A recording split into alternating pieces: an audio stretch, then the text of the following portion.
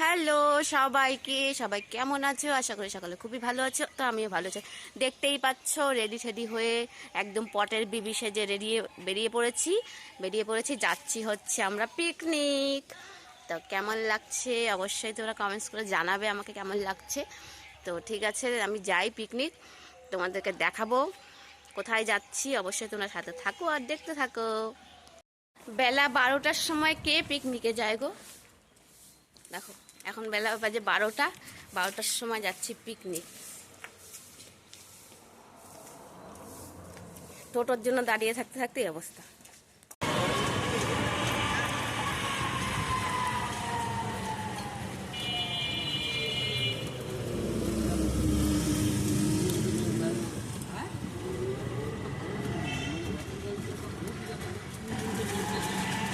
এটা তো অতটা খারাপ খারাপ জায়গায় উঠে যাচ্ছে।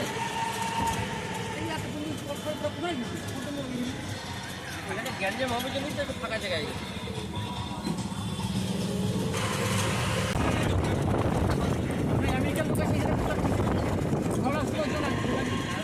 চলে এসেছি পিকনিকে আমাদের তিস্তার পাড়ে।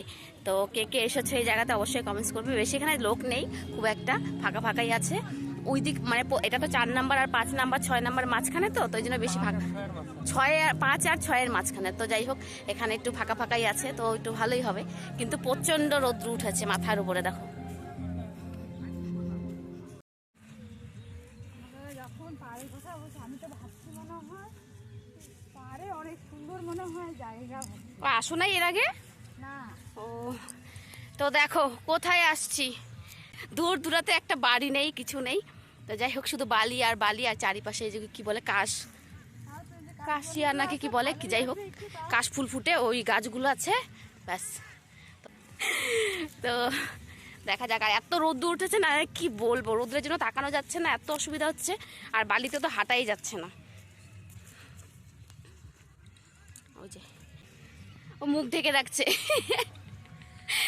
তো আমরা তো এখানে যাদের দেখতে পাচ্ছ বন্ধুরা, আমি এদের কাউকেই চিনি না, কোনো একজনকেও, মানে কোনো একটা মহিলাকেও চিনি না। ফার্স্ট টাইম সবার সাথে আলাপ, ফার্স্ট টাইম সবার সাথে দেখা।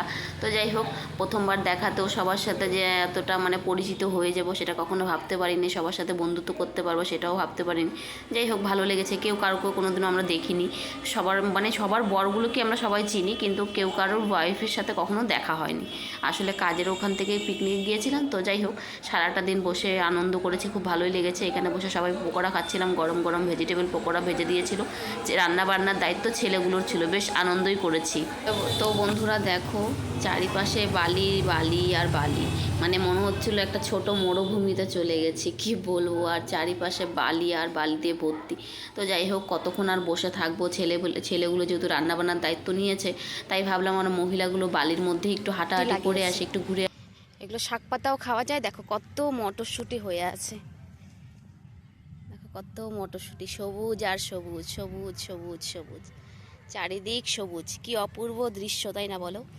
তো কি সুন্দর করে আলু থাক থাক করে সাজিয়ে রেখেছে একদম লাইন ধরে, কি সুন্দর। দেখো সব কৃষিকাজ হচ্ছে, কৃষিকাজের সব গ্রামের মানুষগুলোই আর কি আলু উঠাচ্ছে।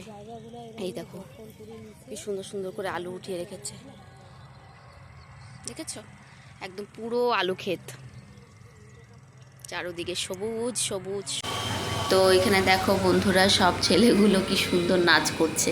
সবাইকে ডেকেছিল, আমাদের মহিলাগুলোকেও ডেকেছিল যে আসো নাচ করবে। আমাদের আর এনার্জি কোথায় বলো, মানে ওই আর কি, মানে সারাদিন বসে থাকাটাও একটা বিরক্তকর কাজ, তাই না বলো? তো যাই হোক, ছেলেগুলো খুব আনন্দ ফুর্তি করছে, ওরা নাচানাচি করছে। একটা দিন আমরা ছুটি পেয়েছিলাম মহিলাগুলো রান্নাবান্নার হাত থেকে, তাই ছেলেগুলো রান্নাবান্না করছে, আবার ওরা ওই সেই সময় মতো বুঝে আবার নাচও করছে, এনজয় করছে। ছেলেগুলো তো ছেলেদের মতো আনন্দ ফুর্তি করছে, তারপরে আমরা মেয়েগুলো বসে বসে বোর হয়ে যাচ্ছিলাম, ঘুম পেয়ে যাচ্ছিলো। বেকার বসে থাকলেও তো একটা বিরক্তকর ব্যাপার, তাই না? তো যাই হোক, আমরা চলে গেছিলাম একটু হাঁটাহাঁটি করতে বিকেলের গ্রামের পথে। তো ভিডিওটি কেমন লাগলো অবশ্যই কমেন্ট করে জানাবেন।